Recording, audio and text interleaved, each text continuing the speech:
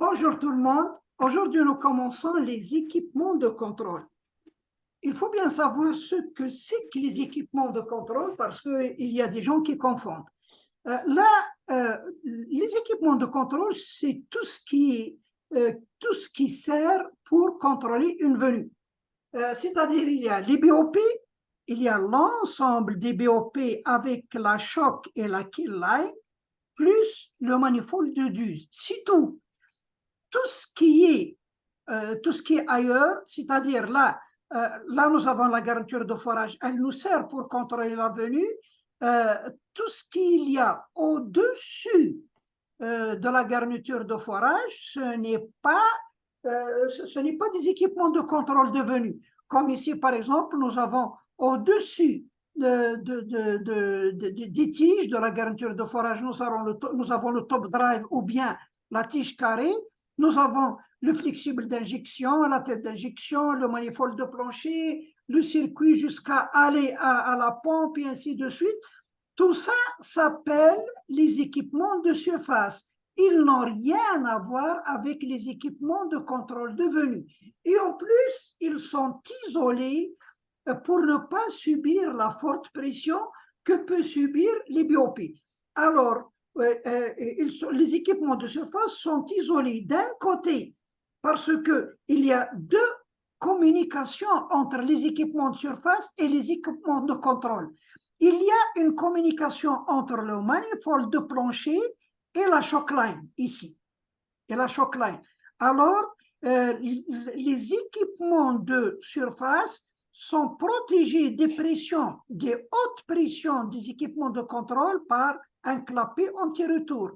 Si vous avez par exemple un BOP 10 000 psi, les 10 000 psi s'arrêtent ici. Vous devez trouver tout ce qui est là doit résister à 10 000 psi jusqu'à ici.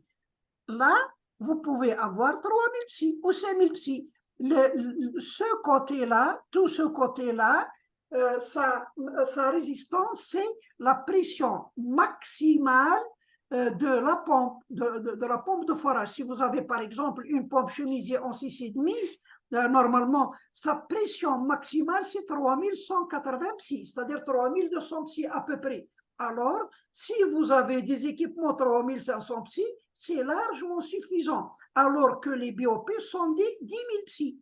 Mais il n'y a aucune communication entre les deux parce qu'il y a un clapet anti-retour ici. De l'intérieur, il y a la safety valve, le IBOP, soit comme la Kellycock, la lower ou l'upper Kellycock si vous utilisez la tige carrée, ou bien les IBOP du top drive si vous utilisez le TDS. Voilà. Donc, les équipements de contrôle de venue, c'est quoi? C'est l'ensemble des BOP, la kill et la shock line et le manifold de Duse. C'est tout. Même le dégazeur, on va voir après, même le dégazeur ne subit pas des fortes pressions. On va voir après pourquoi. Voilà. Alors là, vous avez les différents BOP.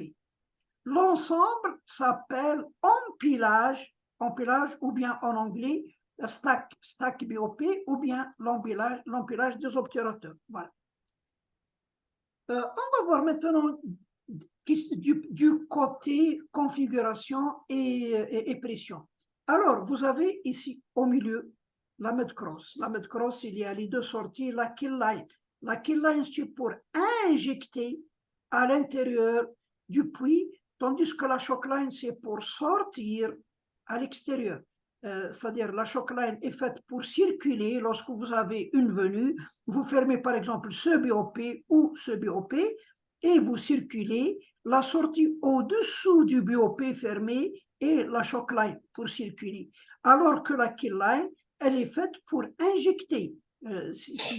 Par exemple, comme dans la lubricating, pour injecter à l'intérieur du puits. Voilà. Donc, les BOP, vous avez des BOP au-dessus de la mud cross et il y a en général un BOP au-dessous de la mud cross. Attention, ce BOP n'est pas utilisé pour contrôler une venue parce qu'on ne peut pas circuler au-dessous. Il n'y a pas de shock line au-dessous. Donc, si vous avez une venue, il faut fermer l'un des BOP au-dessus de la choke line et non pas celui-là. Celui-là, on l'appelle BOP de maintenance. Il est utilisé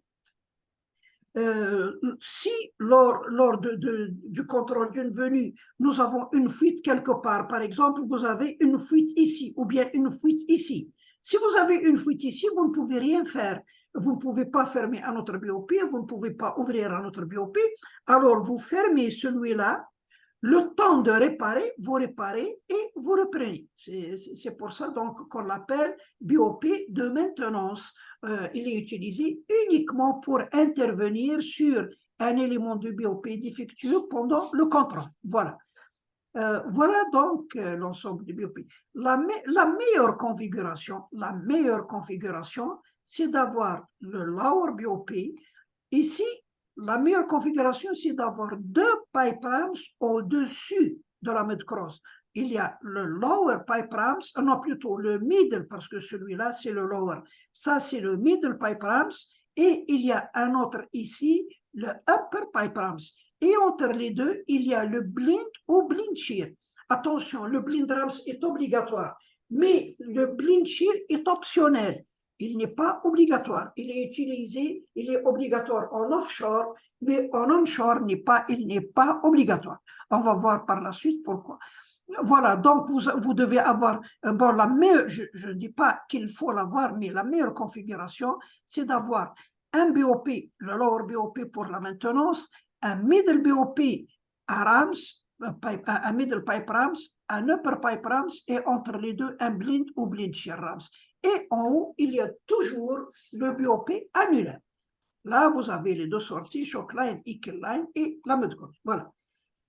Si on parle des pressions de service, si vous avez ce BOP a une pression de service de 5000 psi, celui-là 5000, celui-là 3000, la mid-cross 5000, celui-là 5000.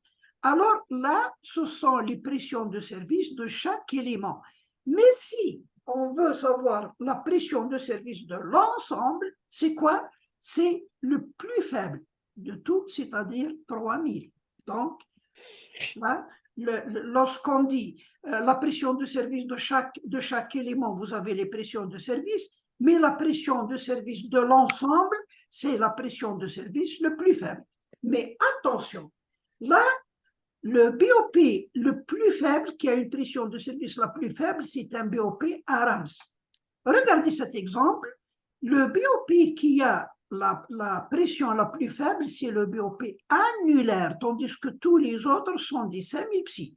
Dans ce cas-là, la pression de service de l'ensemble est 5000 et non pas 3000. C'est-à-dire, on ne prend pas en considération la pression le BOP annulaire. Lorsqu'on parle de la pression de service de l'ensemble des BOP, il faut parler du BOP à rams le plus faible et non pas le BOP annulaire. Le BOP annulaire est exclu. Je ne peux pas vous dire pourquoi, mais voilà la règle. Ça, c'est la règle API. C'est l'API qui l'a dit. Vous voyez ici, annular preventers having a lower ratio, je pense, c'est-à-dire ça, RWP, c'est-à-dire c'est la pression de service, lower than RAM preventers are acceptables, c'est-à-dire les BOP annulaires qui ont une pression de service inférieure au BOP à RAMS est acceptable. Donc, la pression de service dans l'ensemble, il faut prendre en considération uniquement les BOP à RAMS et le mid-cross, bien sûr, mais le BOP annulaire est exclu de ça. On parle de la pression de service, mais c'est quoi la pression de service? La pression de service, c'est la pression interne maximale que le BOP peut supporter. Parce que lorsqu'on a une venue, on ferme le BOP, et bien là, il va y avoir de la pression, de la forte pression dans le puits. Les éléments des BOP, bon, ils vont subir cette pression à l'intérieur. Donc, ils doivent résister à la pression intérieure maximale qui peut survenir. Attention là, ne croyez pas que si, par exemple, vous avez un BOP 10 000 psy, vous allez lui appliquer sur lui, à l'intérieur, une pression de 12 000 psy. Que va-t-il se passer? Ne croyez pas parce qu'il y a des gens qui croient qu'il va éclater comme une bombe ou bien il va se fissurer. Non, le BOP est un ensemble d'éléments. Il y a le corps et il y a les autres. Il y a des joints d'étanchéité, il y a des ressorts, il y a des chemises, il y a des pistons, il y a plusieurs éléments à l'intérieur.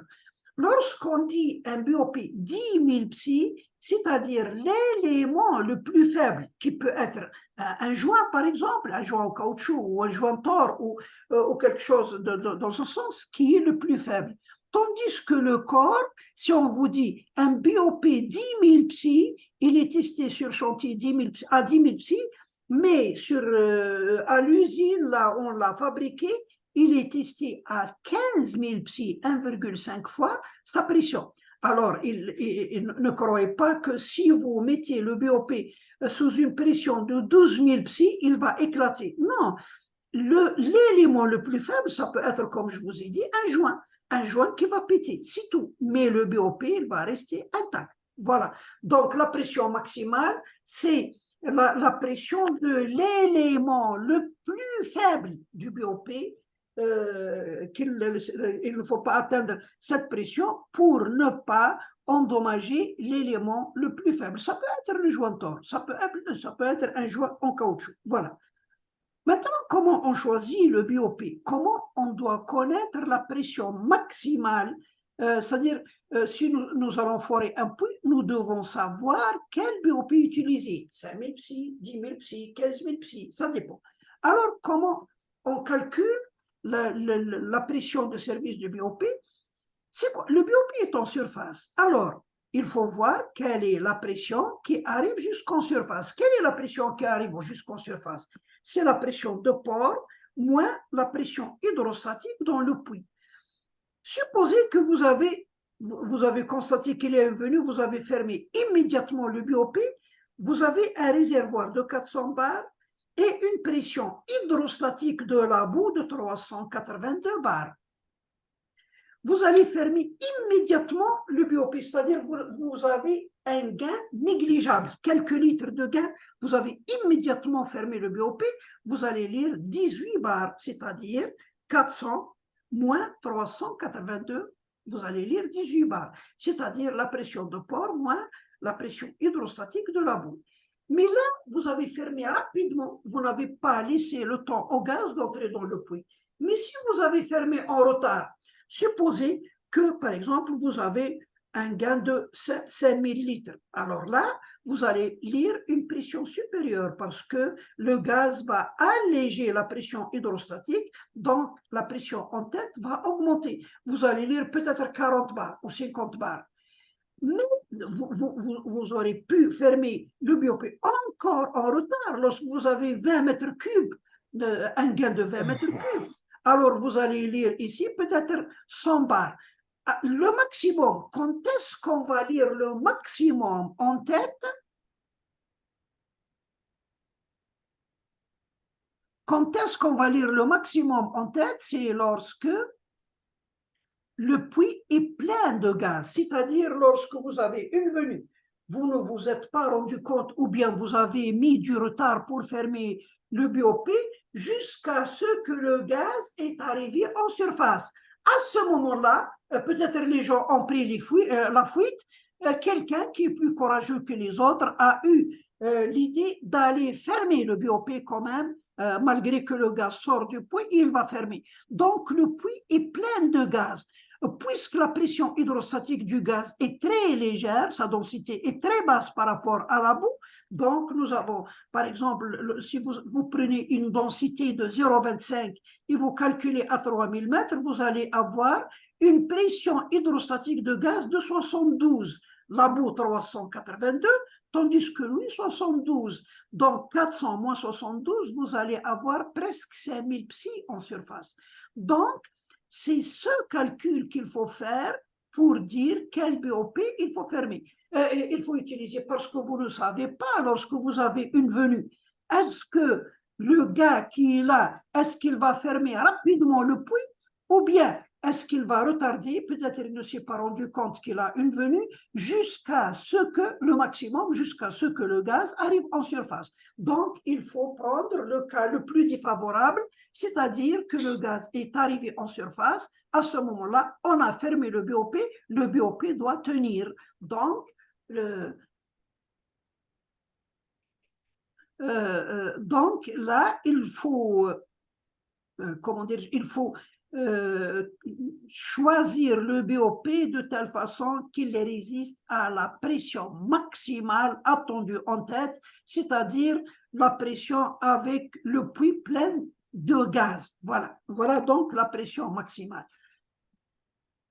Là, la désignation des obturateurs, vous trouvez par exemple l'obturateur Cameron type U 1358-5000. Alors, là, Cameron, c'est la marque, le type U, c'est le type. Ça c'est le constructeur qui décide de ça. 13,58, 13 pouces 5 huitièmes, c'est le diamètre de passage. C'est-à-dire qu'il laisse passer les outils ou les tubulaires à l'intérieur jusqu'au diamètre maximal de 13,58.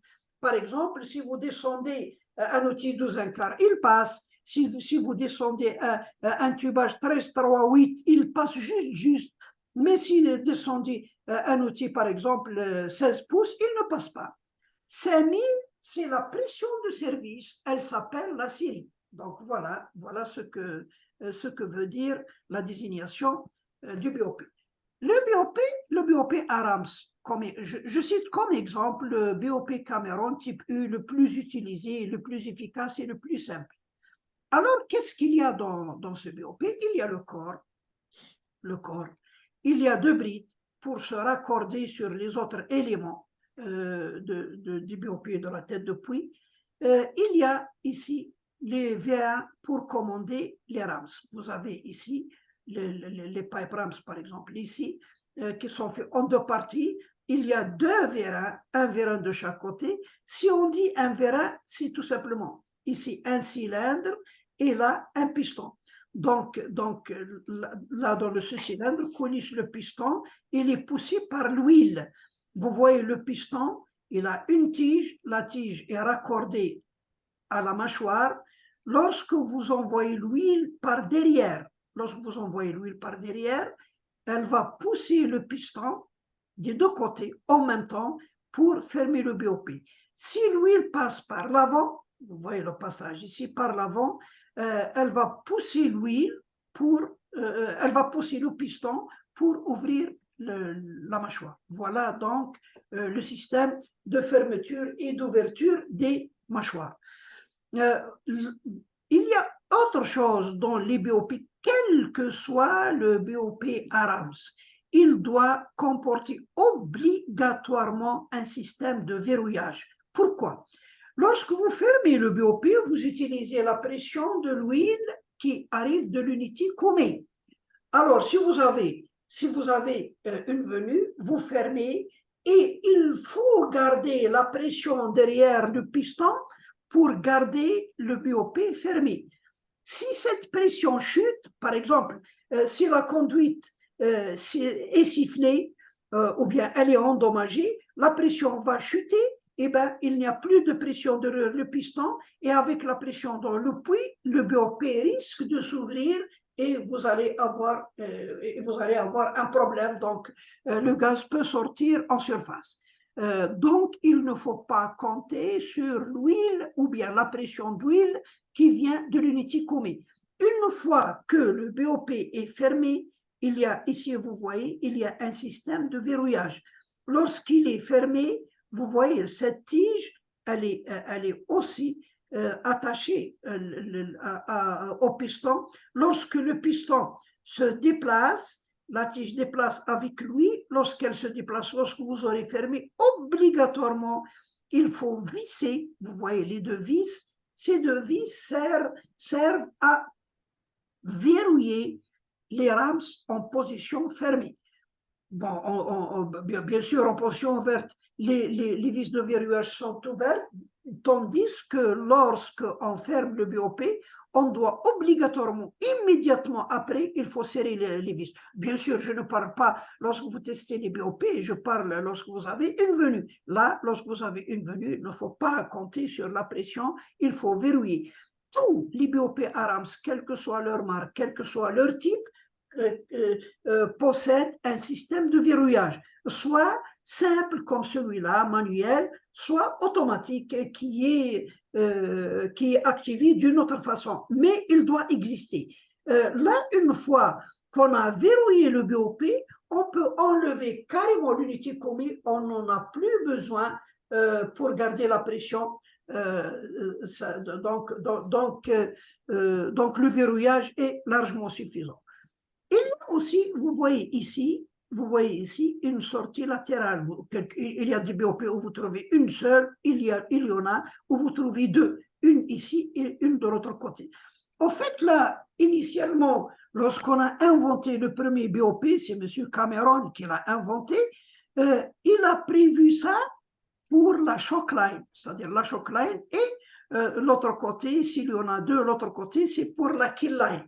Seulement, ils se sont rendus compte après que c'est une erreur, parce que si vous attachez ici la shock line et vous l'utilisez, vous savez, lorsque vous avez une venue et vous circulez la venue, la boue qui sort avant le bouchon, avant l'arrivée du bouchon en surface, la boue est chargée de cutting, parce que c'est la boue qui vous a servi de forêt avant la venue. Donc, si la boue sort avec les cuttings peuvent endommager, peuvent siffler les conduites et peuvent siffler le BOP lui-même. Alors, il faut jeter tout le BOP à cause de ça. C'est pour ça qu'ils ont remplacé ce système par la mud cross, parce que la mud cross, c'est un corps inerte, il n'y a rien dedans, il n'y a que de la matière. Tandis que là, c'est un ensemble d'éléments. Il coûte beaucoup plus cher qu'une mud cross. Alors, on peut dire que la mud cross, c'est une pièce d'usure. Il est préférable qu'elle s'use, elle, la mud cross, elle ne coûte pas bien cher, tandis que le BOP, il faut le préserver. Mais ils ont laissé quand même les sorties latérales qui sont bouchées par une bride pour si on en a besoin. Si on en a besoin, on peut les utiliser, mais occasionnellement si on en a besoin. Mais dans l'activité habituelle, il faut utiliser la mud cross qui ne coûte pas cher. Voilà donc ce qu'il y a dans un BOP Arams. Là, il y a dans le BOP Arams ici, vous voyez ici, à ce niveau-là, il faut qu'il y ait deux joints d'étanchéité. Parce que là, c'est l'intérieur du puits. Qu'est-ce qui peut passer ici? C'est la boue. Là, il y a la boue. Et là, il y a de l'huile. Alors, il ne faut pas que la boue entre dans la chambre d'huile. La même chose, il ne faut pas que l'huile passe dans le puits. Donc, il faut qu'il y ait un joint qui empêche l'huile de sortir ici et un autre joint qui empêche la boue de passer ici. Les voilà. Là, c'est le côté puits. Donc là, il y a la boue. Et vous voyez ici le joint à lèvres. Attention, parce que la boue est agressive, il y a des grains solides à l'intérieur, donc il faut un joint robuste. Ici, vous voyez, c'est un joint à lèvres qui va empêcher la boue de passer à l'intérieur. De l'autre côté, il y a l'huile, côté hydraulique, il y a l'huile et il y a un autre joint ici. Bon, ça c'est un joint SPI, il n'est pas vraiment, c'est-à-dire en quelque sorte résistant parce que l'huile n'est pas agressive. Ça, c'est pour éviter que l'huile sorte. Mais là, il y a entre les deux, il y a, voilà, ça c'est le premier joint, ça c'est le deuxième. Là, il y a entre les deux un trou qu'on appelle le trou de fuite.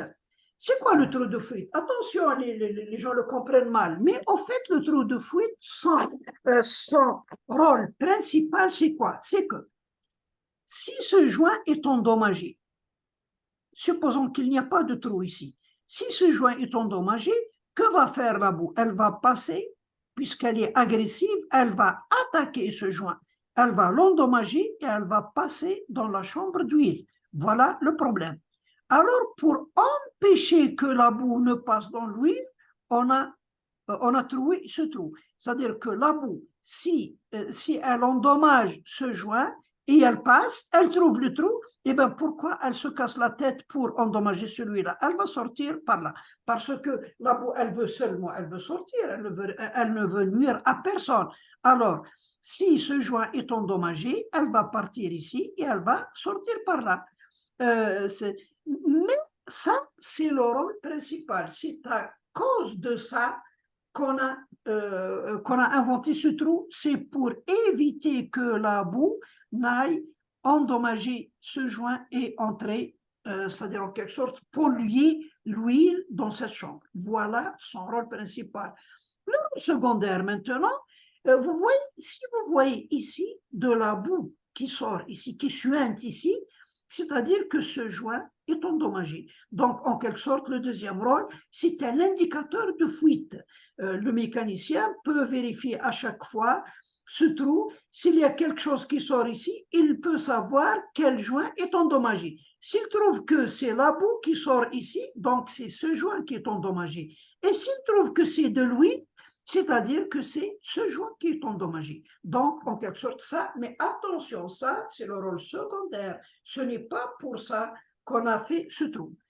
De l'autre côté, il y a un autre système. Vous voyez ici. Vous voyez, là, il y a un joint, un joint d'étanchéité pour empêcher la boue de sortir ici. Si elle sort, si ce joint est endommagé, elle sort et elle va passer par ce trou. Voilà. Mais supposez que vous êtes en venue, vous êtes en train de contrôler une venue, et c'est le gaz, parce que vous savez, là, si le joint est légèrement endommagé, la boue ne passe pas, parce que la boue est, disons, elle a une grande, sa granulométrie est importante, les grains sont gros, ils ne passent pas par de petites fuites. Donc, la boue peut ne pas passer. Mais si c'est le gaz, le gaz, il passe par n'importe quoi. Alors, si le gaz, s'il est légèrement endommagé, il n'y a pas de problème avec la boue, il n'y aurait pas de fuite ici, mais lorsque le gaz arrive en surface, il passe. Et il passe, et il va sortir ici, et c'est une catastrophe.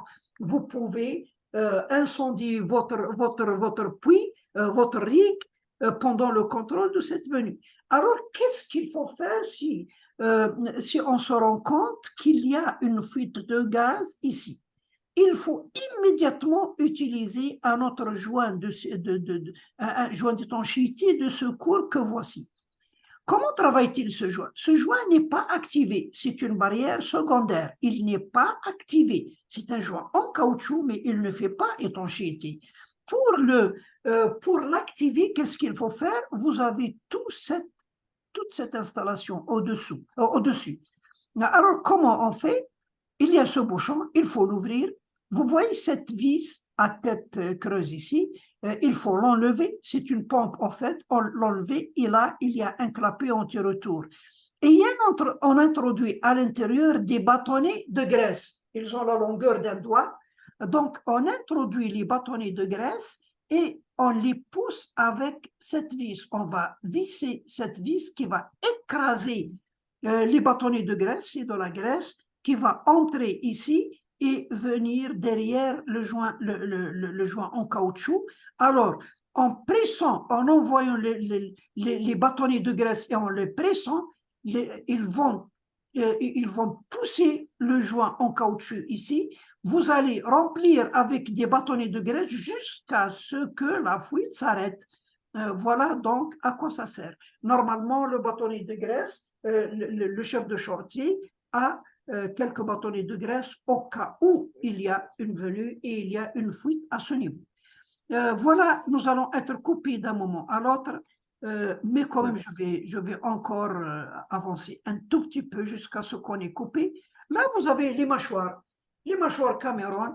Ils sont facile, de montage très facile. Vous voyez, vous n'avez besoin uniquement d'un petit tournevis, rien que pour enlever le packing supérieur.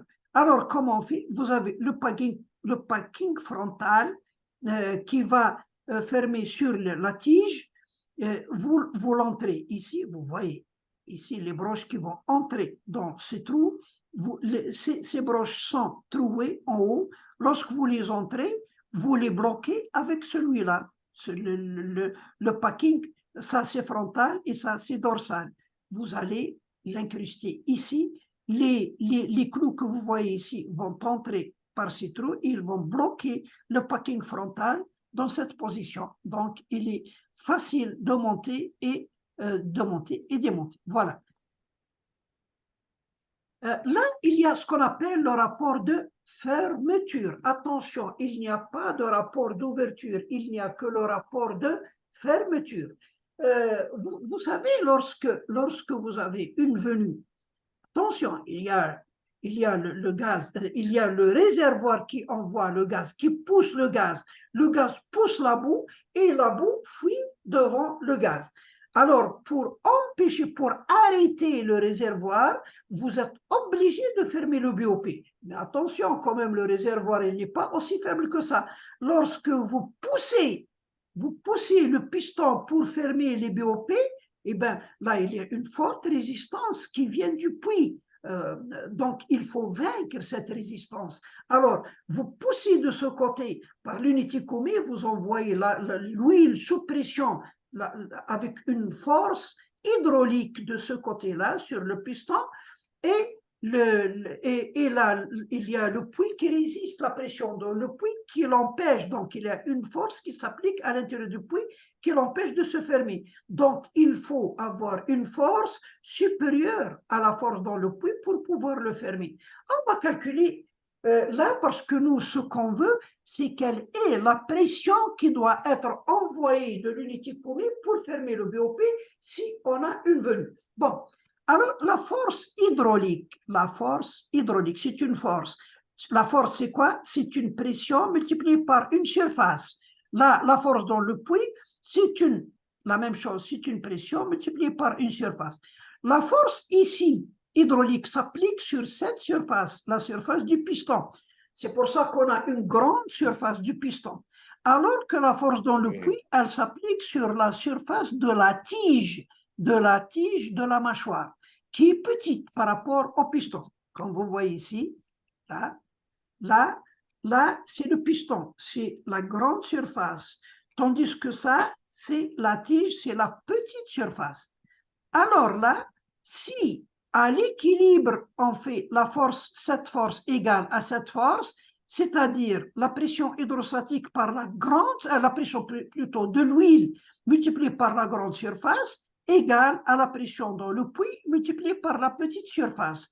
De là, on sort ce qu'on veut, nous, c'est la pression hydraulique. La pression hydraulique qu'on envoie de l'unité Koumi. Alors, on trouve que la pression hydraulique égale à la pression dans le puits multipliée par la petite surface divisée par la grande surface. Et la grande surface divisée par la petite surface, on l'appelle le rapport de fermeture. Il est donné par le constructeur. Il n'y a rien à calculer ici, il est donné par le constructeur. Alors, par exemple, vous voyez ici, nous voulons calculer la pression hydraulique par rapport à la pression du puits. Regardez un exemple. On nous donne, qu'est-ce que c'est que ça? Oh, ça. Bon, on nous donne ici le rapport qui est donné par le fabricant. Il est donné toujours de cette façon, 3 divisé par 1. On prend le 3. Si toujours divisé par 1, il y a le chiffre est divisé par 1. On prend toujours cette valeur, c'est-à-dire 3. La pression dans le puits, on prend la pression maximale du BOP, c'est-à-dire le cas le plus défavorable. Si vous avez un BOP 5000 psi, on prend 5000 psi, la pression maximale qu'il peut y avoir, parce qu'on règle une seule fois la pression qui vient de l'unité Koumi. Alors, on trouve la pression hydraulique égale la pression dans le puits divisé par le rapport et on trouve 1667. Bon, ça c'est un calcul, mais nous on utilise 1500, la pression du manifold de l'unité commune. Bon, je vous remercie et à bientôt. Merci, merci. Parce que le problème est que nous voyons